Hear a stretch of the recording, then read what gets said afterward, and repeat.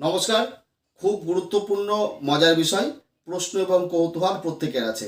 ডাক্তারবাবু, জল কত খাবো, জলের কতটা দরকার হতে পারে? এ বিষয়ে আমি একটা খুব সাধারণ একটা হিসেব আপনাদের বলছি। আমাদের দেহে জলের পরিমাণ প্রত্যেক কেজি বডি ওয়েটে 30 থেকে 40 ml। একজন মানুষের যদি 60 কেজি ওজন হয়, তাহলে 1800 থেকে 2400 ml জল, অর্থাৎ 2 থেকে 2.5 লিটার জল সাফিসিয়েন্ট। প্রথমে বলি, জল কিন্তু কোনো খাবার নয়। Water is a food component এবং এসেনশিয়াল ড্রিঙ্ক। তাই জল অতিরিক্ত খেলেও যে খুব ভালো তাও কিন্তু নয়। আমরা পেচ্ছাপের রং দেখেও কিন্তু জলের চাহিদার একটা হিসেব করতে পারি। সাধারণভাবে পেচ্ছাপের রং হচ্ছে খুব হালকা হলুদ কালারের।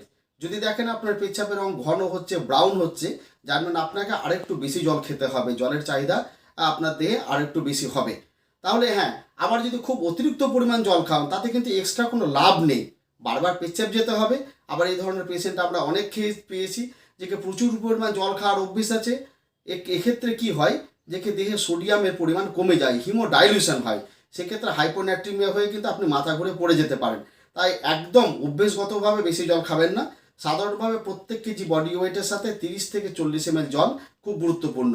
যারা হার্ড ওয়ার্কিং করেন, ফিজিক্যাল এক্সারসাইজ করেন, রোদ্রে কাজ করেন, তাদের ক্ষেত্রে আমার পরামর্শ 500 থেকে 1 লিটার জল, অর্থাৎ 500 ml থেকে 1 লিটার জল একটু বেশি খাবেন। এসিতে যারা থাকেন তাদের একটু জল কম খেলেও চলে। হ্যাঁ, তবে জলটা একেবারে কতটা খাবেন তা নয়। প্রত্যেক 2 ঘন্টা 3 ঘন্টা পর পর যদি 250 থেকে 300 ml জল খান, তাহলে এটা মোটামুটি একটা নিয়ম মেনে চলতে পারে।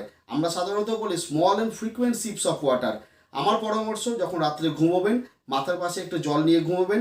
মাঝরাতে একটু জল খেলে সারা দিন ব্যাপী আপনার জলের একটা সুশৃঙ্খল পরিমাপ আপনি পরিমাণ করতে পারবেন। আর বাচ্চাদের ক্ষেত্রেও একই রকমভাবে বলি, কি বডি ওয়েটের সাথেও কিন্তু একই রকম একটা সম্পর্ক আছে। পেচ্ছাপের রং দেখে আমরা খুব ভালো রকমভাবেই আপনার জলের চাহিদা আপনি পরিমাপ করতে পারবেন। প্রত্যেকে সুস্থ থাকবেন, ভালো থাকবেন। নমস্কার।